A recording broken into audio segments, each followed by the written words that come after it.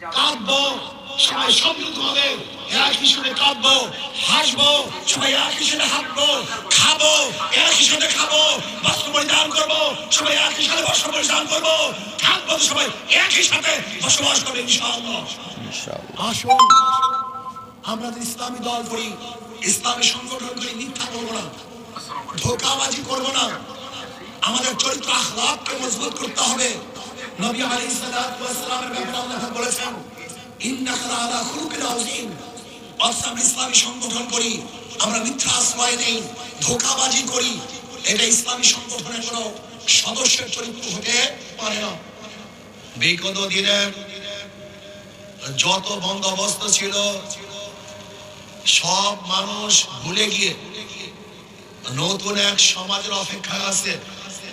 সেই সমাজ ইসলামের সমাজ, কোরআন ও সুন্নাহর বিধান